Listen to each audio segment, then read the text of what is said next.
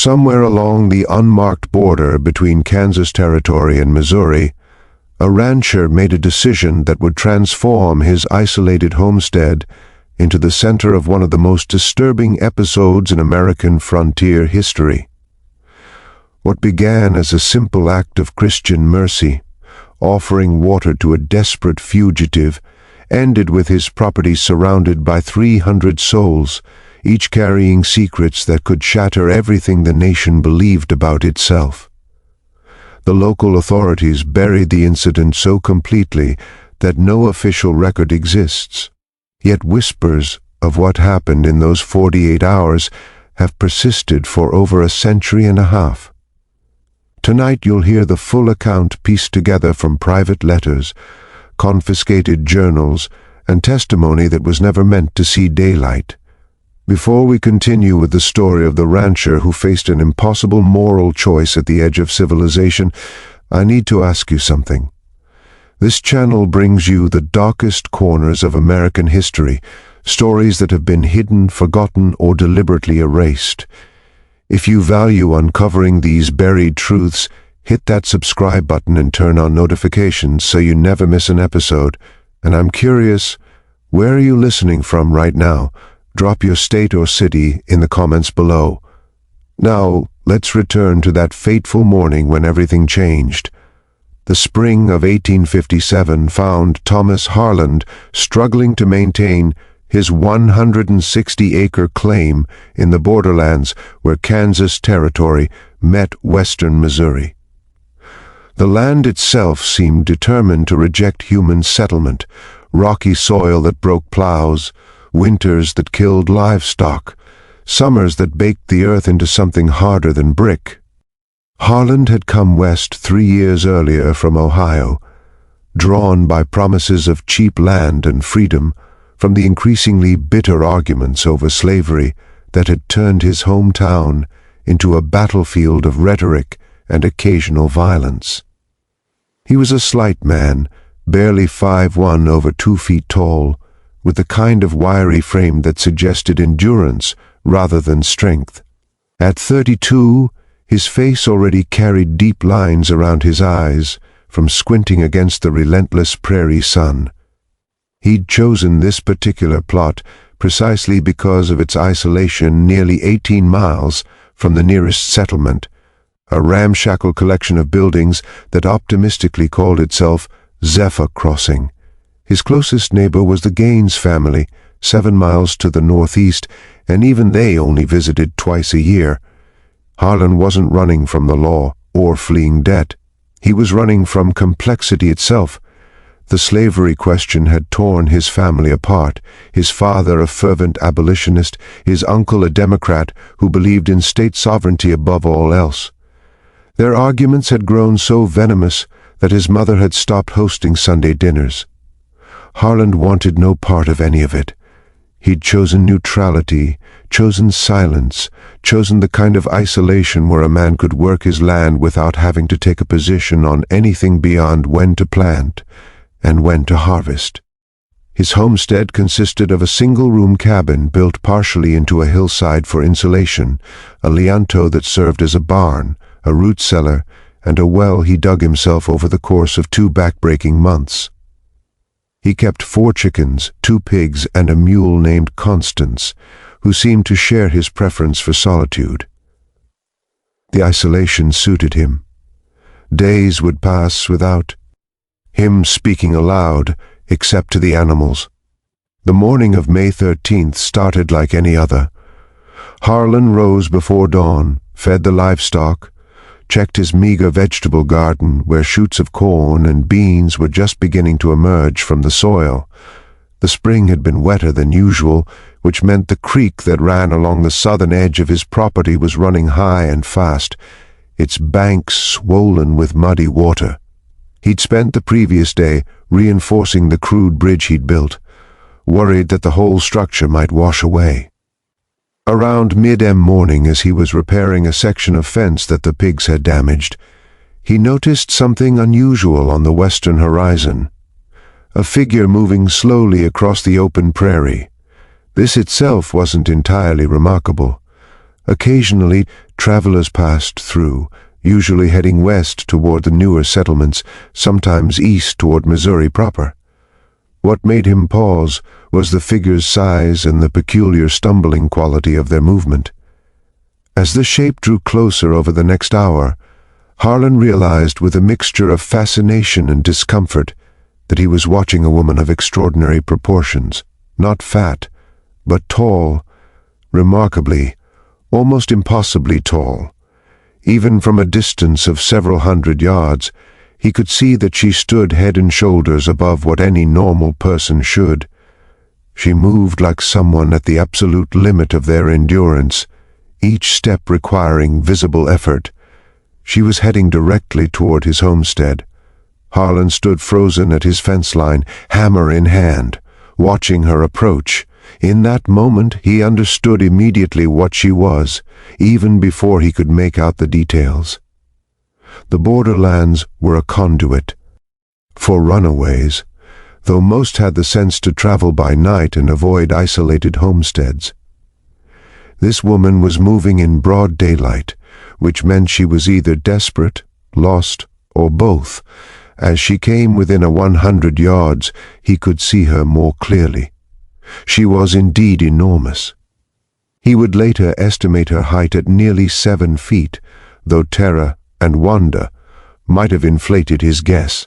Her dress, if it could still be called that, was little more than rags held together by hope and momentum. Her feet were bare and bleeding, leaving small, dark marks on the dry grass. Her skin was so dark it seemed to absorb the sunlight, and her face carried an expression of such focused determination that it bordered on the frightening.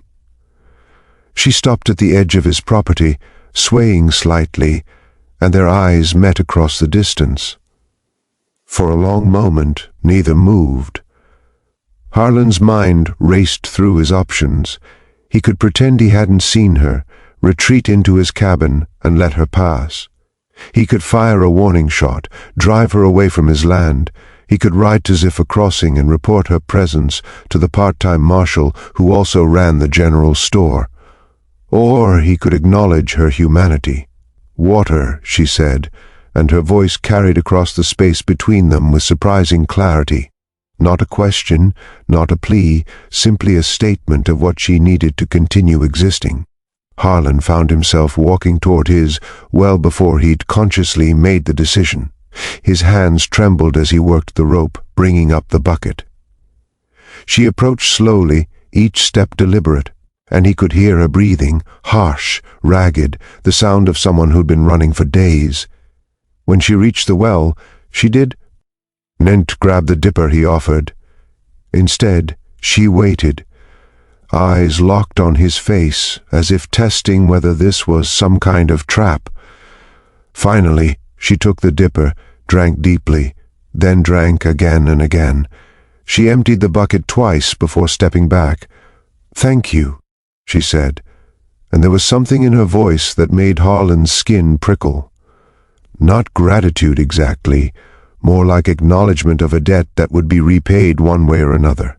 "You should keep moving," he said quietly, surprised at the steadiness in his own voice. Before dark, they patrolled the roads at night, but not the open country. She studied him for a long moment, and he had the unsettling sense of being evaluated, judged, and found. Adequate, perhaps, or useful. "My name is Delilah," she said. "I won't forget this." Then she turned and walked south toward the creek and the thick line of cottonwoods that marked its path.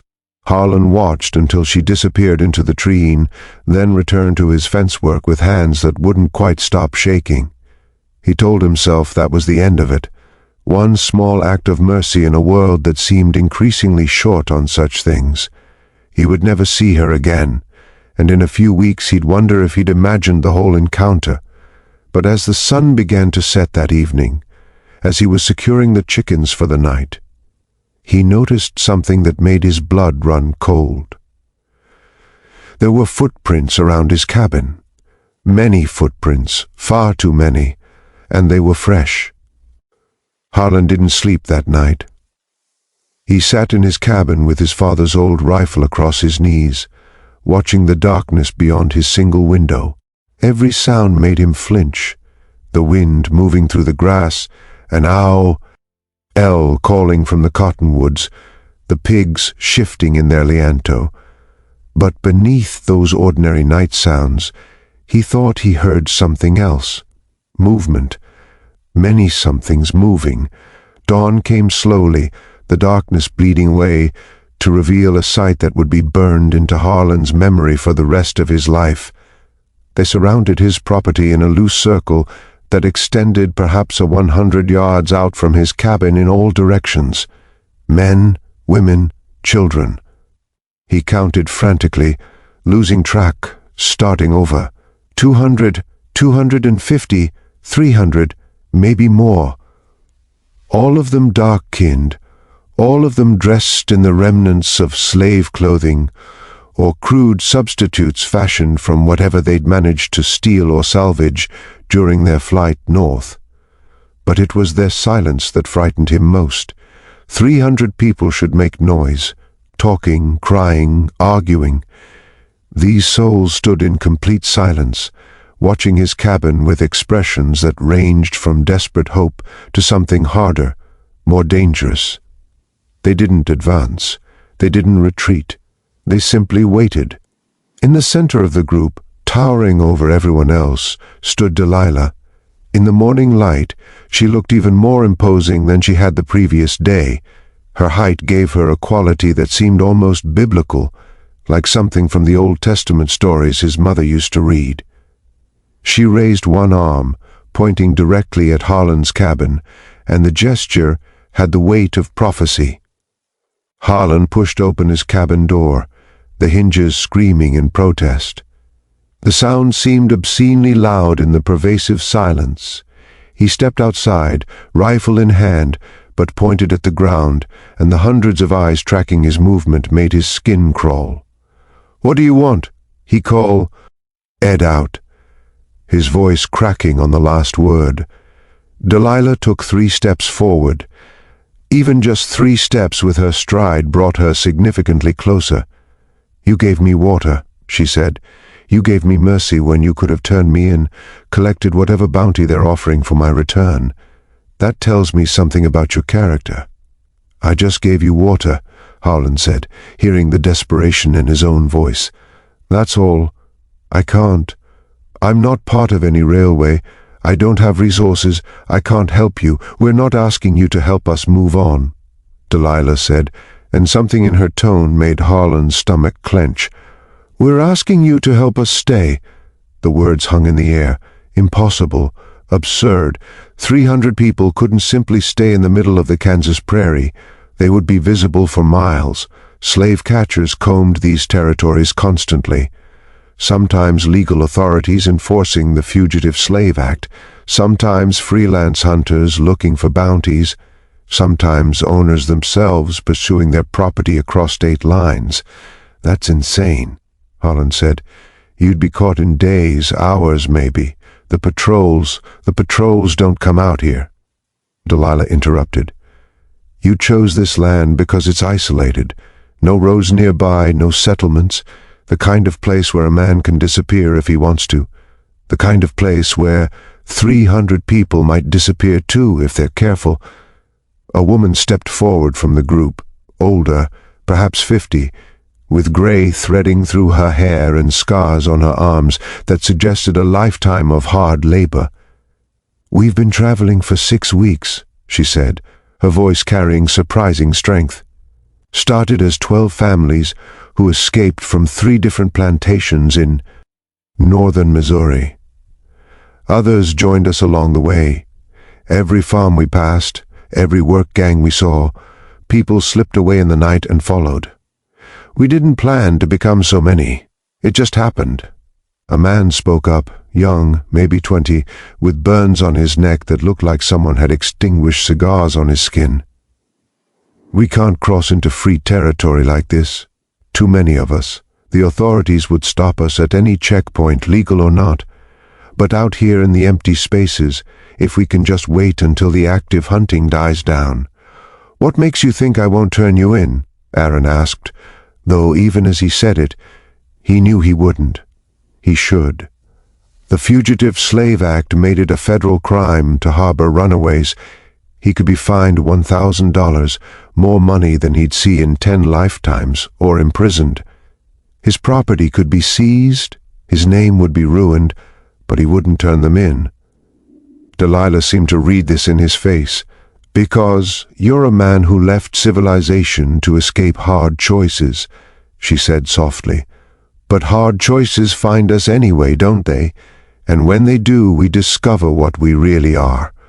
The sun climbed higher, and still the 300 stood in their silent circle. Harlan could see children among them now, babies being held, toddlers clinging to their mothers' skirts, older children with eyes that had seen too much. An elderly man leaning heavily on a walking stick, a pregnant woman, her belly swollen with the promise of life that would be born into either freedom or bondage, depending on what happened in the next few days. "How long?" Harlan finally asked. "How long would you need to stay?" Delilah's expression didn't change, but something shifted in her posture. Relief, perhaps, or the release of tension she'd been holding since she first approached his well. "There's a conductor coming through in 2 weeks. Moses, they call her. She has a route that can handle large groups, but she only comes through this area twice a year. We missed her last passage by 3 days. She's our only chance to move this many people safely. 2 weeks, 14 days of hiding 300 people in the middle of open prairie where a single patrol could spell disaster for everyone involved. There are caves," Harlan heard himself say, "about a mile south along the creek. The banks are high there, lots of overgrowth. In the spring flood 2 years ago I explored them. Large chambers, some going back pretty deep into the hillside. It's not comfortable, but we're not looking for comfortable," the older woman said. "We're looking for invisible." And so it began. The strangest, most terrifying 2 weeks of Thomas Harlan's life, a period that would test everything he believed about himself and reveal capacities for both courage and horror he'd never imagined possessing. The logistics of hiding 300 people proved far more complex than Harlan had imagined during that first impulsive offer. The caves he'd mentioned could shelter perhaps a H-100 Red at most, and only if people were willing to pack in tightly to endure darkness and dampness and the sound of the creek rushing past just outside. The rest would need to scatter through the heavy brush along the waterway, creating makeshift shelters from branches and whatever fabric they could spare. But before any of that could happen, they needed to erase evidence of their presence. Delilah proved herself a natural organizer. She divided the group into work details with calm efficiency. One team focused on smoothing out the grass where hundreds of feet had trampled it, using branches to rake the prairie back into something resembling its natural state. Another group collected every scrap of evidence that people had passed through, discarded rags, lost buttons, anything that might catch a patrol's eye. Harlan watched them work with a mixture of awe and growing dread. These people moved with the practiced efficiency of those who'd spent their entire lives working under supervision, following orders, accomplishing impossible tasks because the alternative was punishment. But now they were working for themselves, for their own survival, and the difference showed in the intensity of their effort. The young man with the cigar burns on his neck introduced himself as Nathan. He'd been owned by a tobacco planter in Clay County, Missouri, trained as a blacksmith, but rented out to various farms and businesses. "My owner liked to remind me who controlled my body," he said quietly, touching the scars. "Used me as an ashtray when he was drinking, told me I should be grateful. He could have sold me south to the cotton plantations where they worked men to death in 5 years. He'd escaped on a moonless night in late March, killing the dogs his owner had sent after him with his own hands. I didn't want to do it," he said. "Those dogs didn't choose their masters any more than I did. But it was them or me, and I chose me." The older woman's name was Ruth, and she'd been enslaved on a hemp plantation in Lafayette County. She'd given birth to 11 children, watched 8 of them sold away before they reached age 10. The 3 who remained had escaped with her, along with her husband Samuel, who'd lost 3 fingers on his left hand to a corn sheller accident that his owner had refused to get treated properly. The wounds had healed badly, leaving him with a claw-like hand that he wielded with surprising dexterity. Every person had a story. Every story contained cruelty that made Harlan's stomach turn. A woman named Charity had been bred like livestock, forced to bear children for 5 different men, her owner selected to improve the stock. A man called simply Big James had scars across his entire back from whippings so severe they'd exposed bone. A teenage girl named Sarah had burn marks in the shape of her owner's initials branded into her shoulder. But it was Delilah's story that truly shook Harlan to his core. She'd been born on a plantation in Kentucky, daughter of a woman who'd been tall herself, nearly 6 feet, and a father who'd been selected specifically for his size and strength. "They bred us like horses," she said flatly, sitting by Harlan's fire the second night, looking for the biggest, strongest workers. "My mother gave birth to 4 children. I was the only one who survived past age 5. The others just grew too fast. Their hearts couldn't keep up with their bodies. By age 14, Delilah had reached 6 trillions tall. By 16, she'd topped 6'1" over 2 feet. Her owner had been delighted at first, seeing her as proof that his breeding program worked. He'd hired her out to other plantations for stud service, forcing her to bear children with men selected for their size and strength. "I had 7 pregnancies," she said, staring into the fire. 6 children born. Only 2 survived past infancy. My body was too big to properly nourish them while I as still forced to work full days in the fields. My last baby, a boy, died in my arms 3 days after birth. Just stopped breathing, and I felt something break inside me that day, something that told me I would rather die than continue living as property." She'd been planning her escape for 2 years, carefully cultivating a reputation for being slow-witted and obedient, while secretly hoarding food, studying the patrol patterns, and learning which other enslaved people might be willing to run if given the chance. When she'd finally fled, 12 people had come with her. By the time she reached Harlan's property, that 12 had grown to 300, a rolling wave of humanity collecting desperate souls as it moved. "I didn't set out to lead anyone," she said. "But when you're 7 trillions tall and you're the one who's walking in front, people assume you know where you're going. So I started acting like I did." The days developed a terrifying routine. Before dawn, Harlan would scout the surrounding area, climbing to a high point where he could see for miles in every direction. If the horizon was clear, he'd signal the hidden refugees, a white cloth hung from a specific fence post, that it was safe to emerge for a few hours to stretch cramped limbs, to care for sanitary needs in a more dignified fashion than the caves allowed, to let the children run and release some of their pent-up energy. But everyone remained constantly alert for danger. Nathan had organized watch teams that rotated every 2 hours, young men with good eyesight who positioned themselves at strategic points with instructions to give warning at the first sign of riders. The signal was simple but effective. A morning dove call. Specify, see, and distinctive. Food became the pressing concern. Harlan's stores couldn't possibly feed 300 people for 2 weeks. He slaughtered both pigs and the chickens too, though he mourned the loss of his egg supply. Several of the men went out at night to hunt, taking terrible risks, but returning with rabbits, wild turkeys, even a small deer.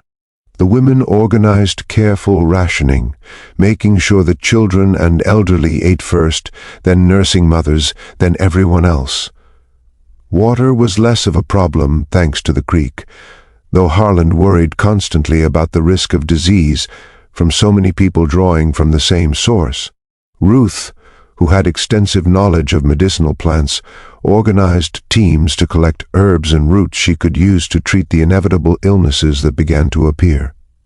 A child developed a terrible cough that wouldn't break.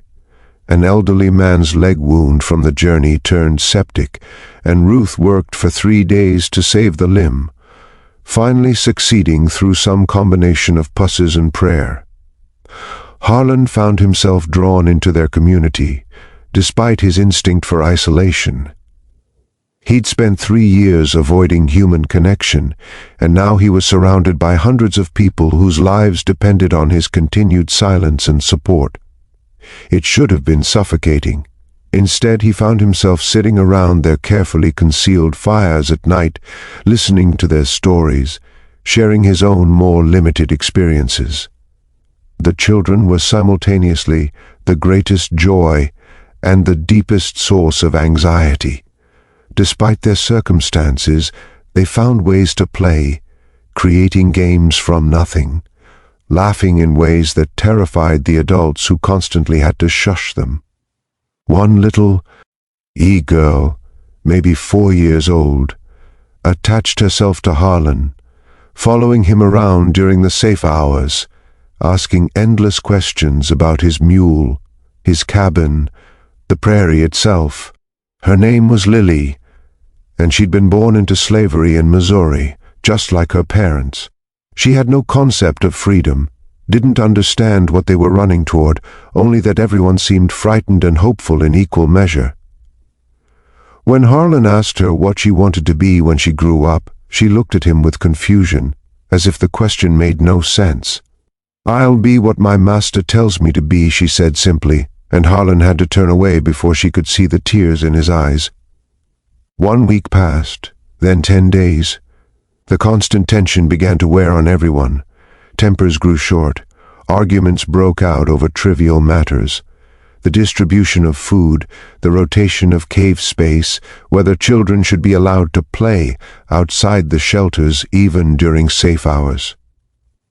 Delilah mediated most disputes with a combination of common sense and sheer physical presence. When she said a matter was settled, people generally accepted it. But on the 11th night, something happened that nearly destroyed everything they'd built. The patrol came from the east, following the creek bed in a direction Harlan hadn't anticipated.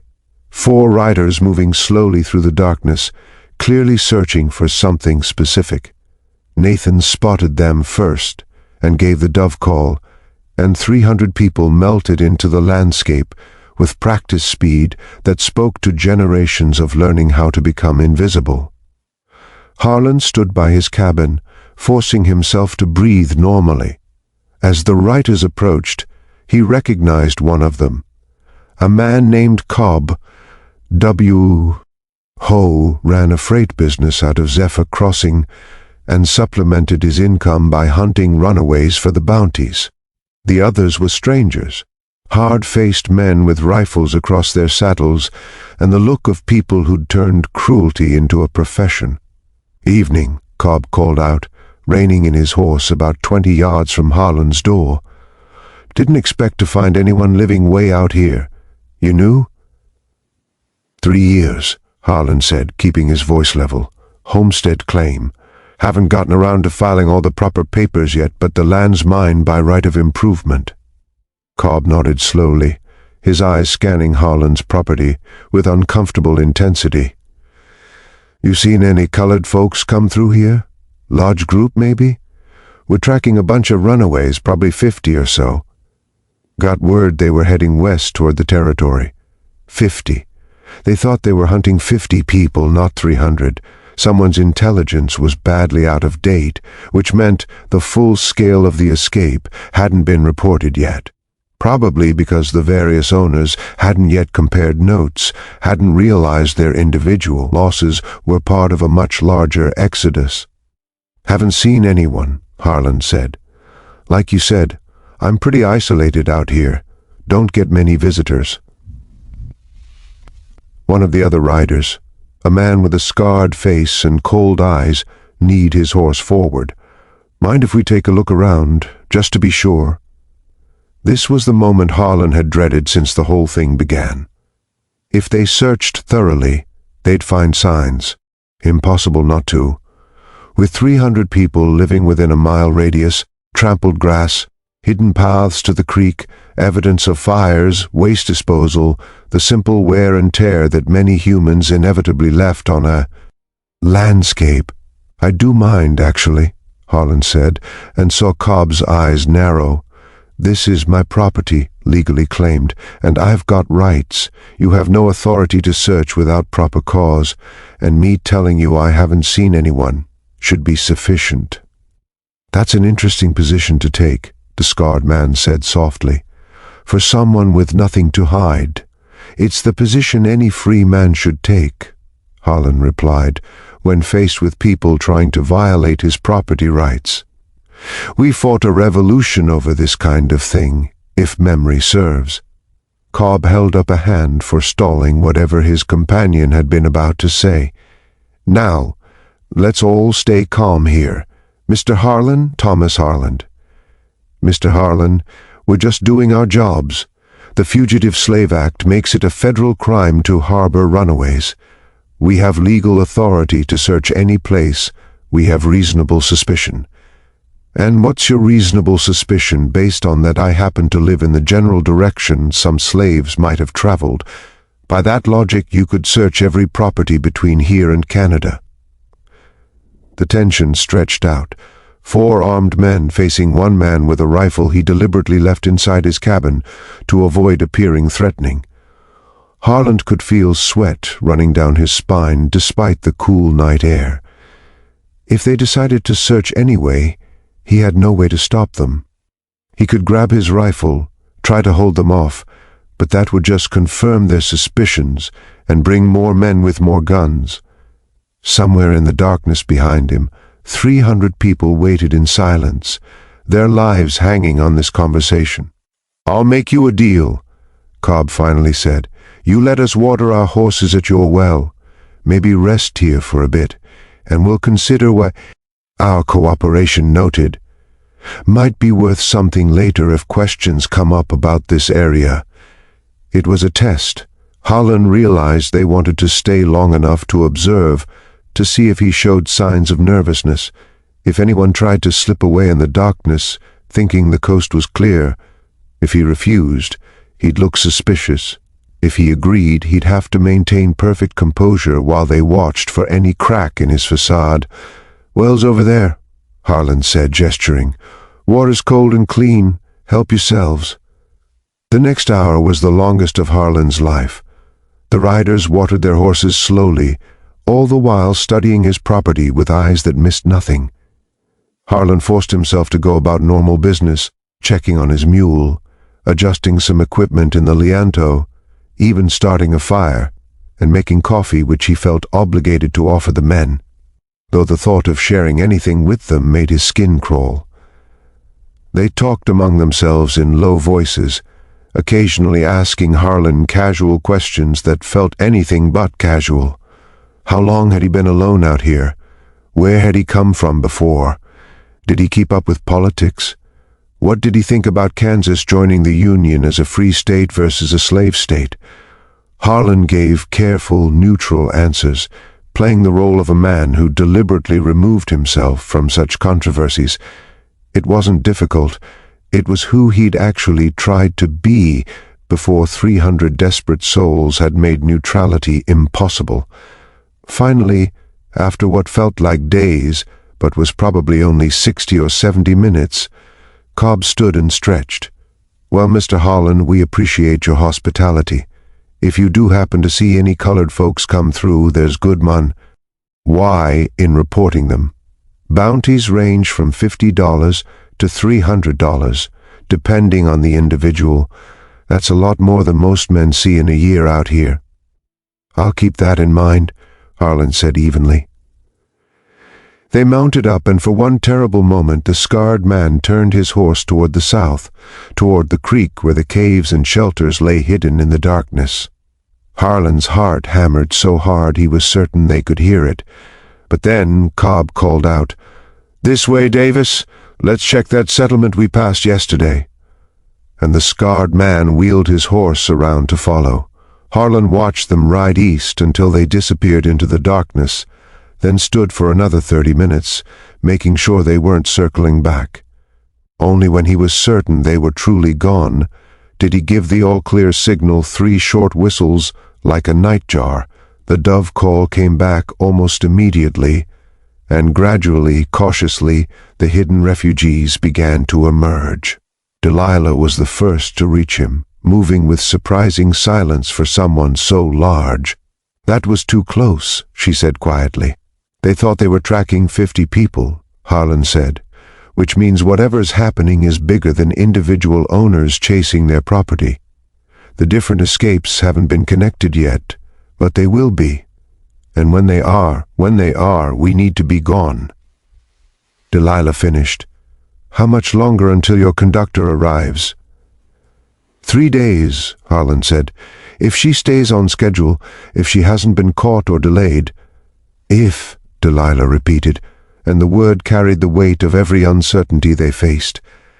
But the close call with the patrol had shaken something loose in the group's fragile cohesion. That night, as people tried to settle back into their hiding places, Harlan overheard fragments of worried conversations.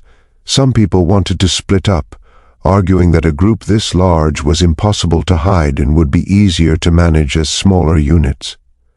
Others insisted that staying together was their only strength, that separating would leave individuals vulnerable to being picked off one by one. The debate came to a head the following morning when a man named Josiah stood up during one of the brief open periods and addressed Delilah directly. "You brought us here," he said, his voice carrying across the assembled group. "You told us this was the way to freedom, but every day we stay in one place is another day we risk being caught. I say we should move on, take our chances heading west on our own." Delilah regarded him with an expression that gave nothing away. "And where exactly would you go?" "Kansas Territory has Free State supporters," Josiah argued. "Lawrence, Topeka, places where abolitionists would shelter us. Kansas Territory also has pro-slavery raiders who would turn us in for the bounties," Ruth interjected. "Bleeding Kansas, they call it, because both sides have been killing each other for 2 years over whether it'll be slave or free. You think we'd be safe walking into that? Safer than sitting here waiting to be discovered?" Josiah shot back. "We've come this far together," Nathan said quietly. 300 people all the way from Missouri. That has to mean something. We split up now, we lose our greatest strength." "What strength?" Josiah demanded. "We're just a big target. The bigger the group, the easier to spot. The bigger the group, the harder to capture." Big James rumbled. He stood up, his massive frame making even Delilah look almost normal-sized in comparison. "You had tried to control a crowd of angry people?" "I have. Worked on a plantation where they tried to break up a gathering of 50 souls who wanted better food. Took them 20 armed overseers, and they still barely managed it. Now imagine what 300 people could do if we decided to stop running and start fighting." The suggestion hung in the air, dangerous and tempting. Harlan saw it ripple through the crowd. The possibility of resistance, of turning and facing their pursuers rather than continuing to hide. It terrified him, not because he thought it was wrong, but because he could see how easily terror and desperation could tip into violence. "No," Delilah said firmly. "We didn't come all this way to become what they've made us out to be. Violent, savage, dangerous. We survive by being smarter, not by fighting battles we can't win." "But we could win," Josiah insisted. 300 of us against however many slave catchers they send. We have numbers. Numbers aren't enough," Ruth said quietly. "They have guns, training, the law on their side.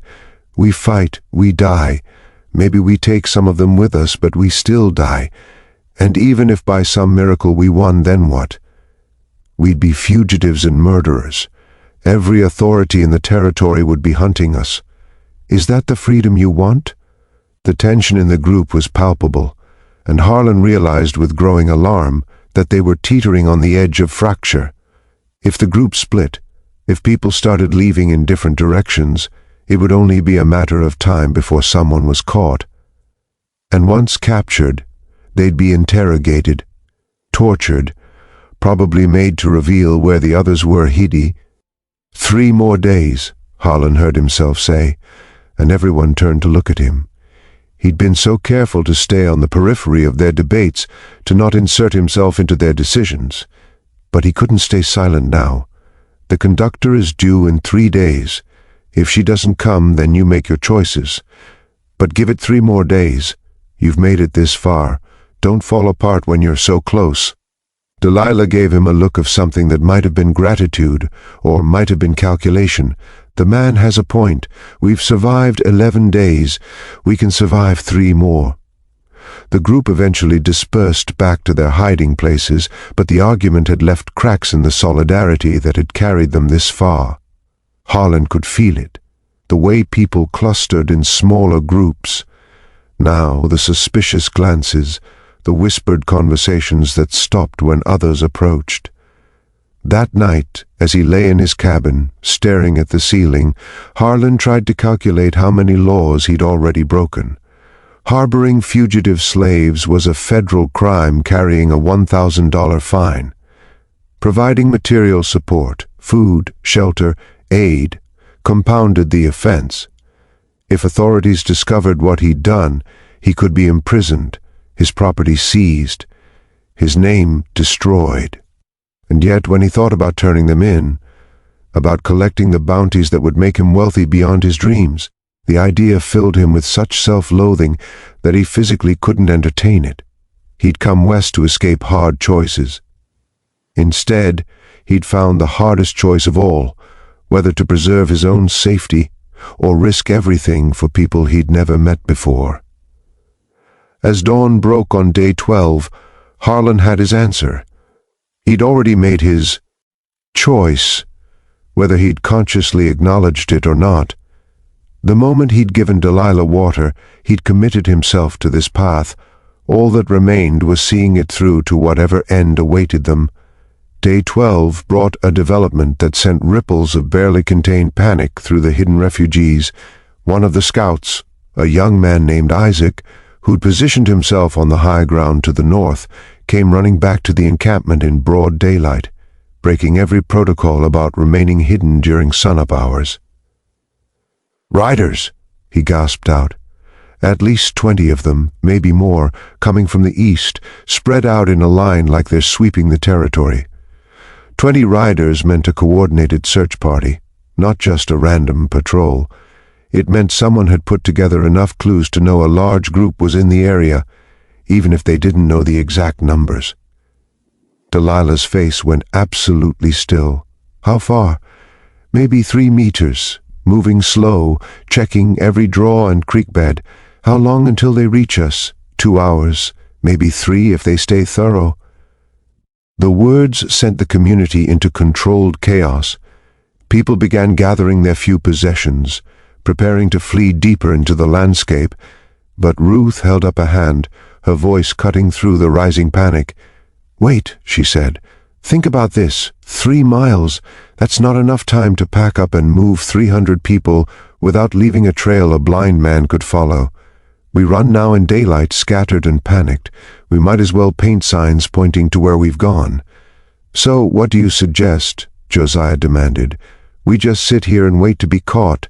I suggest we make them think there's nothing here to find," Ruth replied. She turned to Harran. "You're RTY. How normal does it look right now?" Harlan thought quickly. "I slaughtered my livestock for food. That's unusual. And my supplies are basically gone. If they search my cabin, then we make sure they don't. Big James said, we give them something else to look at, a reason to keep moving." Nathan's eyes lit up. A decoy. We plant evidence of a group heading west away from here. Fresh trail. Maybe some dropped items enough to make them think they're still behind their quarry." "It might work," Delilah said slowly, "if we can make it convincing enough." The next hour saw the most desperate piece of theater Harlan had ever witnessed. A group of 20 volunteers led by Nathan set out to create a false trail heading northwest. They moved deliberately, trampling grass, breaking branches, even abandoning a few items that looked like they'd been dropped in haste: a torn shirt, a crude wooden toy, a tin cup. Meanwhile, everyone else worked to eliminate any trace of their presence. The fires were doused and scattered. Waste was buried deeper. The paths to and from the creek were carefully disguised. People retreated into the caves and the deepest brush, packing in so tightly that Harlan could hardly believe 300 souls could fit in such a confined space. Harlan himself worked frantically to restore his cabin and property to something resembling its pre-arrival state. He couldn't replace his livestock, but he could at least clean up the butchering area, distribute the remaining stores to make it look like he'd been living normally rather than feeding a small army. With 30 minutes to spare before the estimated arrival of the search party, everything that could be done was done. The refugees were hidden. The false trail was laid. Harlan's property looked as close to normal as they could manage. Harlan forced himself to engage in routine tasks as if this were any other day. He worked on his fence, the same fence he'd been repairing when Delilah first appeared. If anyone was watching from a distance, they'd see a man going about his business, not someone harboring hundreds of fugitives.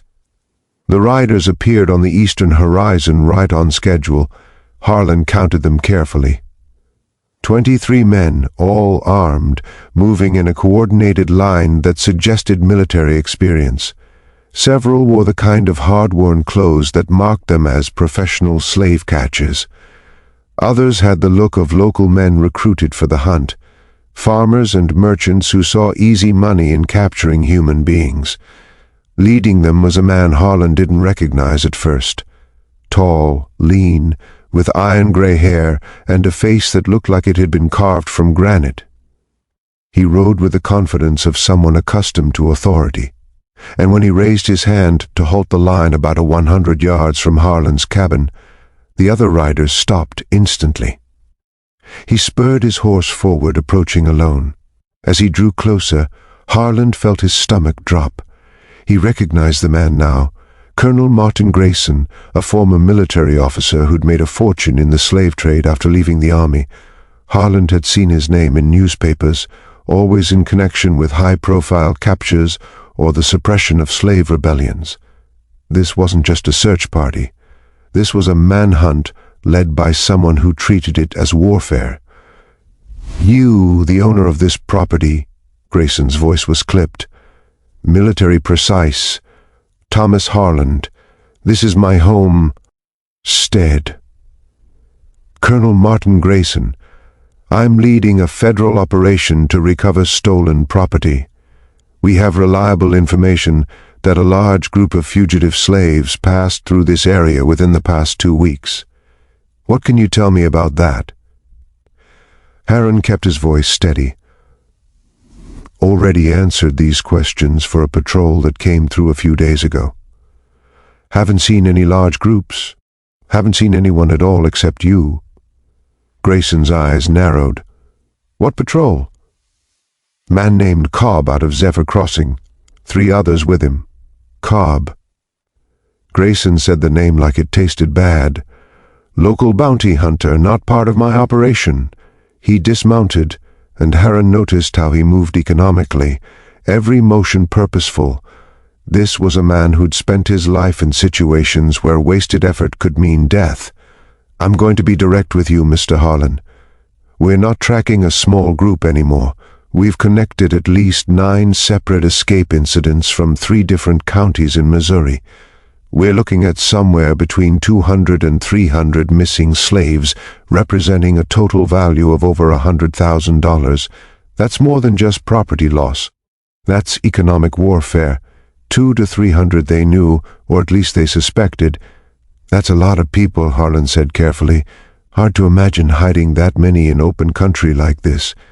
Exactly what I thought, Grayson said, until I started tracing the route. They're staying off the main paths, avoiding settlements, moving through the empty spaces. Your property is exactly the kind of empty space they'd seek out. Isolated, no neighbors. Perfect place to rest and regroup. It's also perfect for someone who wants to be left alone, Harlan countered, which is why I'm here. I came west to escape politics and controversies. Finding myself in the middle of one wasn't part of the plan. Grayson studied him for a long moment. You mind if I search your property? I'd prefer you didn't. That's not a no, it's an expression of my rights as a landowner, Harlan said. You want to search? Show me a warrant signed by a federal judge.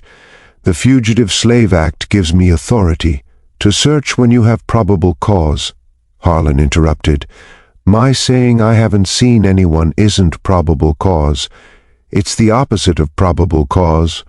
Behind Grayson, the line of riders had been spreading out, and Harlan realized with cold certainty that this conversation was partially a distraction. They were positioning themselves to search whether he consented or not. Just when we thought we'd seen it all, the horror in the Kansas borderlands intensifies. If this story is giving you chills, share this video with a friend who loves dark mysteries. Hit that like button to support our content, and don't forget to subscribe to never miss stories like this. Let's discover together what happens next. Grayson seemed to come to a decision. Here's what's going to happen, Mr. Harlan. My men are going to conduct a thorough search of this area. You can cooperate and possibly earn yourself some consideration if questions arise later, or you can obstruct and guarantee that you'll face federal charges. Your choice. Before Harlan could respond, one of the riders called out, Cornell, fresh trail here heading northwest. Grayson's attention snapped toward the voice. Show me. They rode toward the false trail Nathan's group had laid, and Heron forced himself to stay calm, to keep working on his fence, as if the outcome of this search didn't determine the fate of 300 human beings. He could see several riders dismounting, studying the ground, pointing out details to Grayson. The conversation carried across the distance, fragments reaching Harlan's ears. Definitely recent, at least 20, maybe 30 in this group. Heading toward the Kansas River Valley, one of Grayson's lieutenants rode back to the main group. Colonel's orders. We're following this trail. Looks like they've only got a few hours lead on us. The relief that flooded through Harlan was so intense, it left him elated. They were taking the bait. They were leaving. But then Grayson himself rode back, and something in his expression made Harlan's relief evaporate. I'm leaving half my men here, Grayson said quietly, to search this property thoroughly while I pursue that trail, because something doesn't sit right with me, Mr. Harlan. A trail that convenient, appearing exactly when we show up, that feels staged. I wouldn't know anything about that, Harlan said, his mouth dry. I'm sure you wouldn't. Grayson turned to address the men he was leaving behind. Search every structure, every outbuilding, every cave, and draw within 2 miles. If you find evidence of recent large-scale habitation, send a rider to catch up with my group. If this property is clean, you can join us on the trail. He spurred his horse, and 12 riders followed him northwest, but 11 remained, spreading out across Harlan's property with rifles ready and eyes that missed nothing. The search began systematically. They started with Harlan's cabin, tearing through his meager possessions, checking under floorboards, examining every corner. They moved to the Leonto. The N began working their way south toward the creek, toward the caves. Harlan stood frozen, calculating distances and time. The caves were perhaps 20 minutes' walk at a normal pace. The searchers were being thorough, which would slow them down, but not by much. An hour maybe, possibly 2 if they were extremely methodical. He had to warn the hidden refugees somehow, had to give them a chance to scatter deeper into the landscape before the searchers reached them. But how could he do that without revealing his knowledge of their location? The answer came from an unexpected source. One of the searchers, a younger man who didn't have the hard edge of the professional slave catchers, approached Harlan as the others began moving toward the creek. "This must be difficult for you," the man said, "having your property invaded like this." "It's not pleasant," Harlan agreed carefully. "I'm Joseph Brennan. I own a dry goods store in Missouri. Got recruited for this because they needed numbers.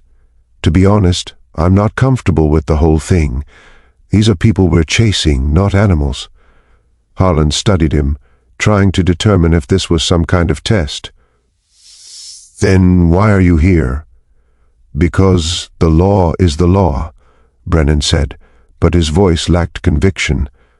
"And because my business depends on staying in good standing with the local authorities. Sometimes you do things you're not proud of because the alternative is worse." "I understand that," Harlan said quietly. Brennan looked toward the creek where the other searchers were beginning to fan out. "If there were people hiding in those caves, they'd hear us coming from pretty far off. The way voices carry along the water, the sound of horses, and talking, they'd have warning enough to slip away deeper into the landscape before we found any evidence." He said it casually, as if making an observation about nothing important. But his eyes met Harlan's with deliberate meaning. "I imagine that's true," Harlan said carefully. "Sound does carry along the creek, especially if someone was to say, fire a rifle shot signal they were hunting. That would carry a long way. Give anyone in the area plenty of warning to clear out." They stared at each other for a long moment. "I should probably check my property line to the west," Harlan said slowly. "Make sure none of your people accidentally cross onto my neighbor's land and cause a whole other territorial dispute." "That sounds wise," Brennan agreed. "And if you happen to spot any game while you were riding your property, well, a man's got to eat." Harlan saddled Constance and rode west at a measured pace, visible to anyone watching. When he'd gone far enough that a shot wouldn't seem to be directed at the searchers, he raised his rifle and fired into the air. The sound echoed across the prairie, rolling toward the creek, where 300 people waited in darkness. A sound that meant danger, a sound that meant run. He fired twice more, spacing the shots to make it seem like he was tracking game. Then he turned Constance and rode back toward his cabin, his heart hammering so hard he could feel it in his throat. By the time he returned, the searchers had reached the caves. He could see them entering, torches held high, voices calling out as they explored the chambers. He forced himself to breathe normally to show no reaction. They emerged an hour later, frustrated but empty-handed. "Nothing on," each of them reported.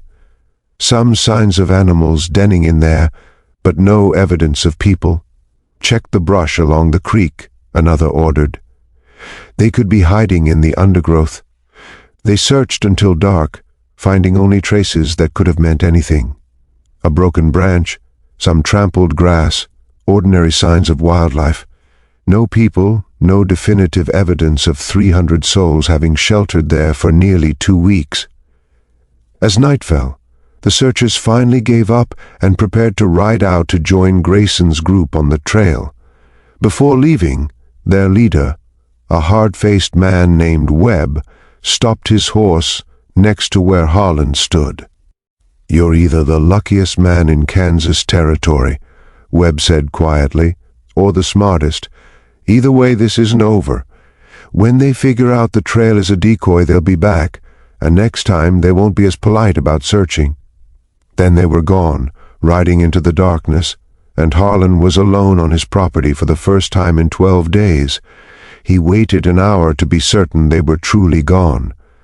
Then he walked to the creek in the darkness and gave the all-clear signal. Nothing happened. He waited, called out softly. Still nothing. It took him another hour of searching before he finally found them. They'd scattered into the deepest parts of the landscape, hiding individually or in small family groups, spreading out so widely that no search party could possibly find them all. Slowly, cautiously they rethered. Not at the caves. Those were too dangerous now, but in a dozen different locations along several miles of creek. The community that had been 300 strong was now fragmented into smaller units that could move independently if needed. Harlan found Delilah, with a group of about 40 people sheltering in a particularly dense thicket of undergrowth. "The warning shot," she said. "That was you." He nodded. "You saved us again. Someone helped," Harlan said, thinking of Brennan's careful words. "Not everyone hunting you believes in what they're doing." "But they're doing it anyway," Delilah said, "which makes them just as dangerous as the true believers." She was right, and Harlan knew it. Good intentions from men like Brennan didn't change the fact that they'd still capture and return human beings to slavery if given the chance. "One more day," he said. "The conductor is due tomorrow night. You just have to hold on for one more day." But even as he said it, Harlan wondered if one more day would be enough. Grayson would realize the trail was false soon enough, and when he did, he'd be back with even more men and even more determination to find his stolen property. The endgame was approaching, and Harlan had no idea if any of them would survive it. The 13th day dawned gray and cold, with clouds moving in from the west that promised rain by evening. Harlan watched the weather with mixed feelings. Rain would help hide the refugees' presence, washing away scent trails and covering sounds, but it would also make travel more difficult, turning the prairie into sucking mud that would slow any escape attempt. He'd spent the night riding between the scattered groups, carrying messages from Delilah, trying to keep the fragmented community connected. They were stretched along almost 3 miles of creek now, broken into units small enough to hide effectively, but large enough to provide mutual protection. The original plan of staying together until the conductor arrived had been abandoned. Now they'd gather only at the last moment when it was time to move. If the conductor actually came, Harlan had been turning that doubt over in his mind constantly. He'd never met this Moses that Delilah spoke of with such reverence. Didn't know her real name, her methods, whether she was even still alive. For all he knew, she'd been captured weeks ago, and Delilah's faith in her arrival was built on nothing but desperate hope. Around noon, as dark clouds continued to build in the west, Nathan arrived at Harlan's cabin at a dead run. "They're back," he gasped out. Grayson and his men coming from the northwest. They must have figured out the trail was a decoy. "How many?" "All of them, and they've picked up more. I counted at least 30 riders. Maybe more. 30 armed men against 300 unarmed refugees, most of them women and children. It wouldn't even be a fight. It would be a roundup." "We need to scatter," Harlan said. "Get as far from here as possible before they arrive." "Too late for that," Nathan replied. "They're less than a mile out, moving fast. They'll see anyone trying to run across open prairie."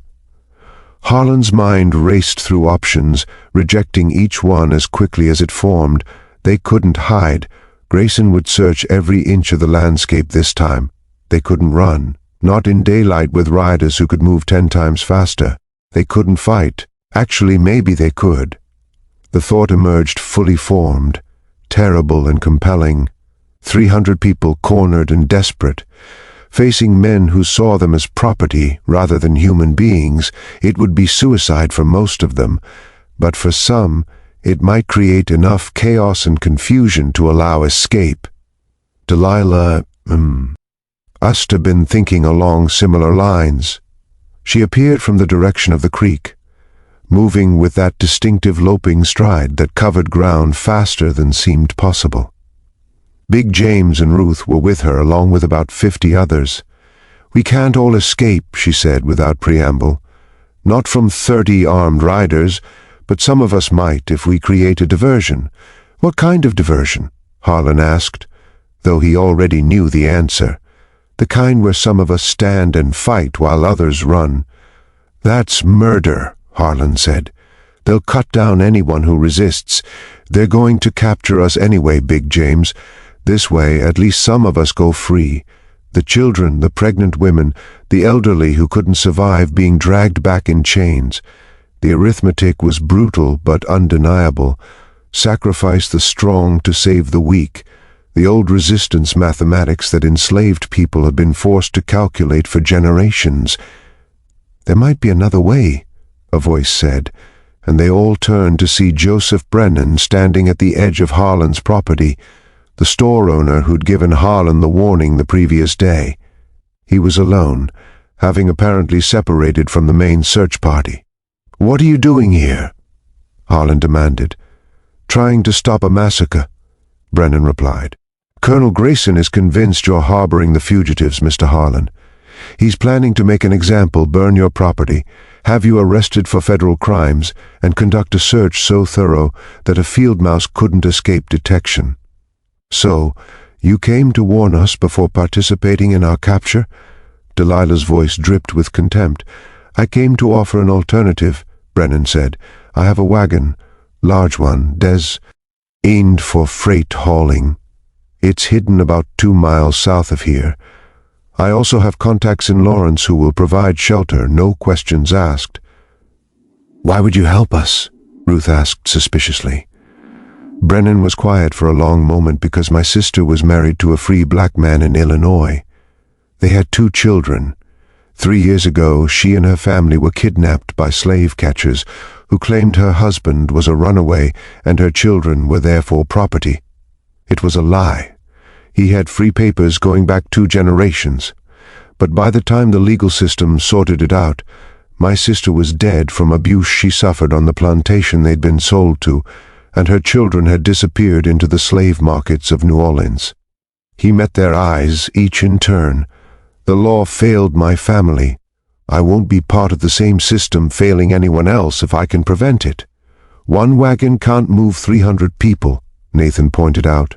No, Brennan agreed. But it can move 50, maybe 60, if people pack tight. The ones who'd be easiest to identify and recapture: children, women, anyone who stands out. The rest of you would need to scatter and take your chances on foot. It wasn't a perfect solution. It wasn't even a good solution, but it was better than anything else available. Delilah looked at Harlan. "What do you think?" "I think we're out of time to debate options," Harlan said, pointing to the eastern horizon where dust was rising from approaching riders. "Grayson's almost here." The next 30 minutes were controlled chaos. Delilah and Ruth organized the children, identifying those young enough to need help and old enough to stay quiet under stress. Pregnant women, nursing mothers, the elderly and infirm, anyone would slow a group on foot or be easily identified and recaptured. Brennan led them south to where his wagon waited, a massive freight hauler with false sides that created hidden compartments. The children were loaded first, packed in tightly, warned that any sound could mean death for everyone.